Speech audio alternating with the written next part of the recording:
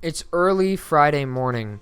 Now, I'm not talking about 10 o'clock early morning. I'm talking about 3:30 a.m. You get up, you drowsily put your clothes on, walk down the stairs, and start making breakfast. As you're sitting there at 4 a.m. drinking your coffee with a little bit of maple syrup in it and eating your breakfast, you think to yourself, well, I know that there's caffeine in coffee, but what exactly is the caffeine doing on a neurophysiological level to keep me awake at 4 a.m.? Well, you know what? Let's talk about that this morning on today's episode of The Science Behind That. Welcome to The Science Behind That with Atticus Hamilton. Hello everybody and welcome on back.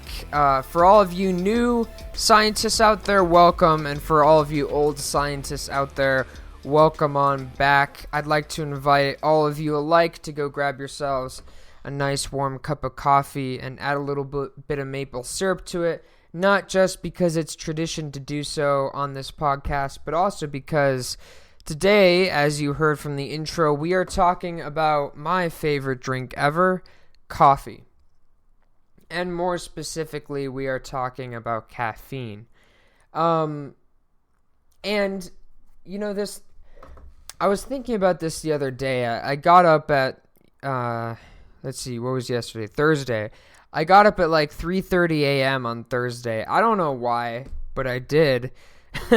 I got up at 3:30 a.m. on Thursday, and I made myself breakfast, and I was just sitting there staring at my wall, eating my breakfast at 4 in the morning and drinking my coffee, and it occurred to me, I was like, you know what, Atticus? Coffee may be an interesting episode to do for this podcast. So I think I already knew the answer kind of why it works and what's happening, but I was just curious, so I Googled it, and there was a lot of weird. I ended up going down a rabbit hole, ladies and gentlemen. I went down a very weird rabbit hole, coffee-related rabbit hole at like 4:30 in the morning yesterday, and that was very odd. But here we are today. So before we can really break down how caffeine works, ironically, we have to talk about DNA first. And this is just going to be a really brief thing about DNA. DNA, for those of you who don't know, is composed of four different chemicals, really, that are attached to what's called a sugar phosphate backbone. So the backbone of DNA, so I'm sure all of you have seen that double helix. The backbone is the walls of that double helix, if you will. And that backbone is made up of sugar and a phosphate. The sugar for DNA is called deoxyribose, and it's bound to a phosphate, which is basically just a phosphorus with a ton of oxygens around it. But then, if you're looking at a DNA helix, those like ladder rungs on it, those parallel lines across or horizontal lines across, those are the bases, and they're called nitrogenous bases. And in DNA, there are 4 of them: adenine, thymine, guanine, and cytosine. And these bases are further divided into one of 2 categories. They're either what's called a purine or a pyrimidine. I can never say that word. I can never pronounce that word, and I'm sorry. For all of you biochemists out there, I know that I probably just caused half of my audience to just cringe. I know I pronounced it wrong. Anyway, nonetheless, you have purines and pyrimidines. I can never say that word.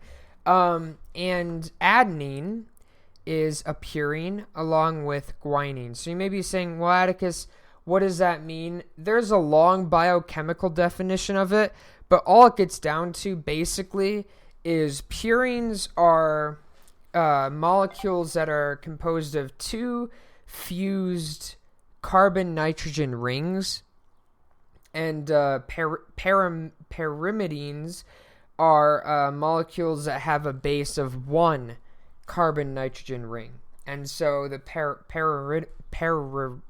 pyrimidines are going to be your thymine, cytosine, and uracil, and your purines are going to be adenine, guanine, and that's it.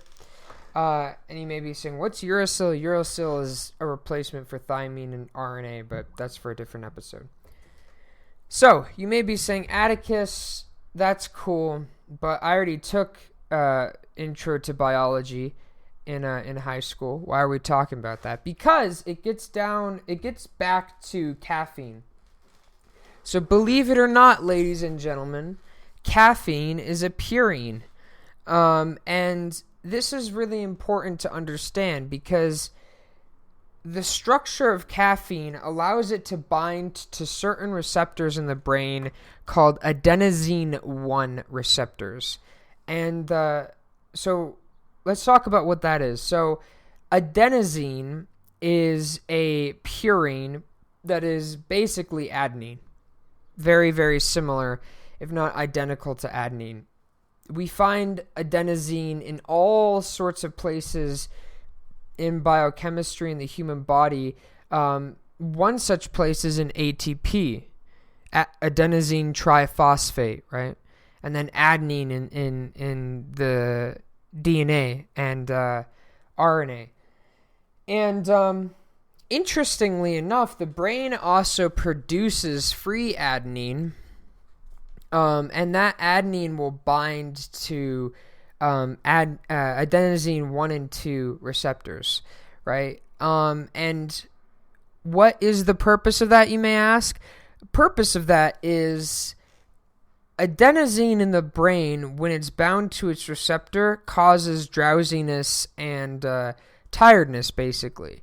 And there's a whole biochemical mechanism by which this occurs. But basically what happens in the Spark Notes version is the adenosine binds to the adenosine receptor, and that initiates a kinase cascade, which causes a hyperpolarization, I believe, in the associated neurons, which then results in eventually the release of melatonin. And most of us, I'm sure out there, know what melatonin does, which is basically induces sleep. So thereby, adenosine in the brain, both directly and indirectly, causes drowsiness and indirectly induces sleep.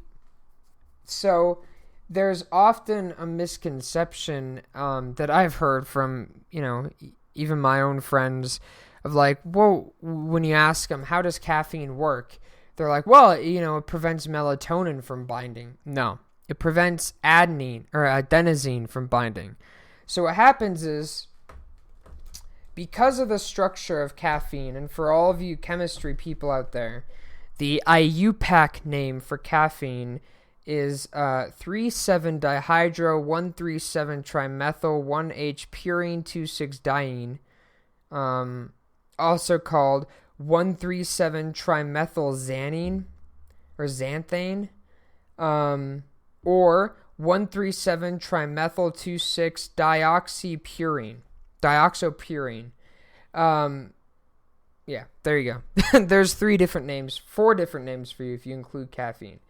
And so, caffeine is just a very simple purine. It's composed of one large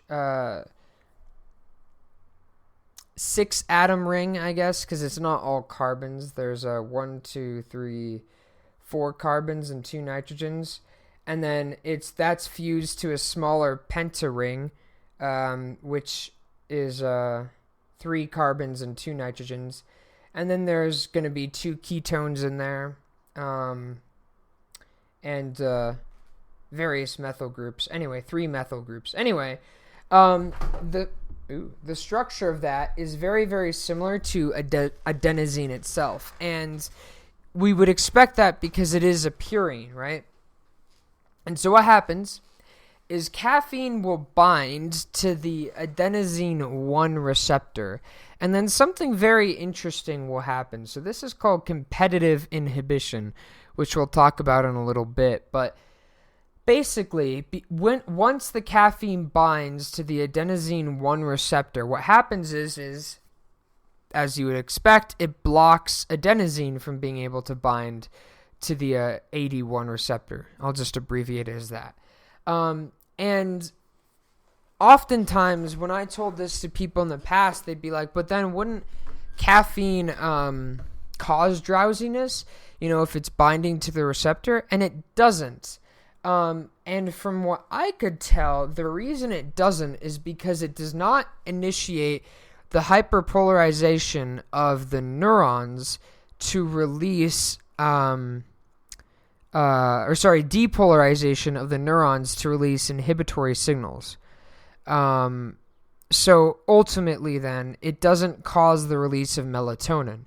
It doesn't cause a kinase cascade. The signal is not transduced. And we see this with other drugs all the time. For example, various drugs like oxycodone, not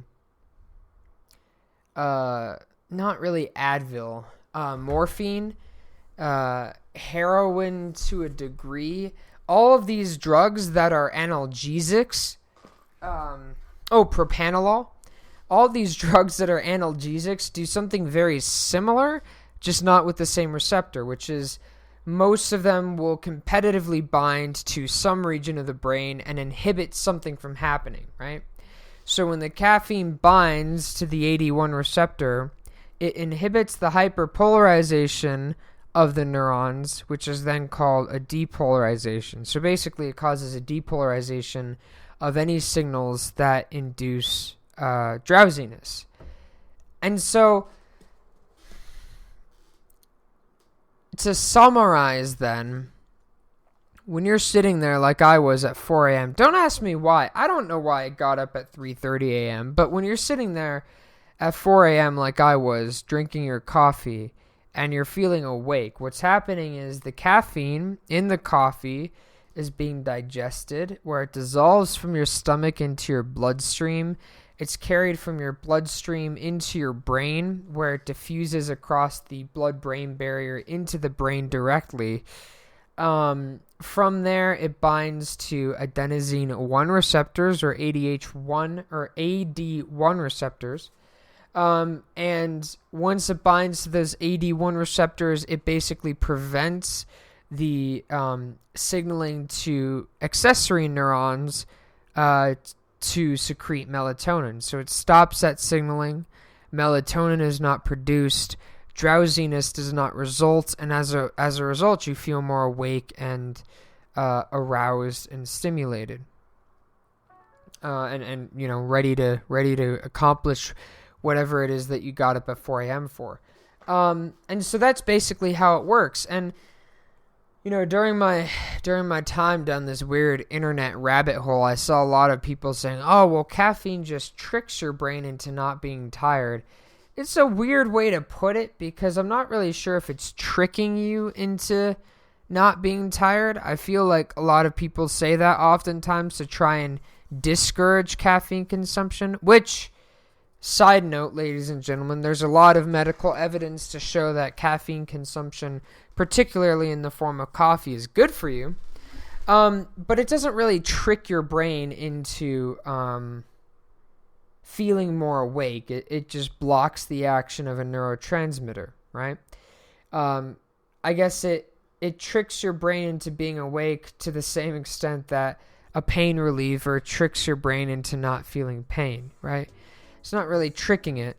It's just preventing it from receiving those signals. So this was kind of a shorter episode, ladies and gentlemen, but I hope you enjoyed it. That's it. That's what caffeine does. I hope you guys enjoyed this episode. If you have any questions, comments, or suggestions for future episodes, you can always send me an email at thesciencebt@gmail.com. And until then, I was thinking about doing an episode on how alcohol interacts with our brains. You guys let me know what you think about that. I kind of like that idea of an episode, but you guys let me know what you think about that, and I will see you guys on Monday. Have a great weekend, everybody, and remember, as always, stand up and question everything.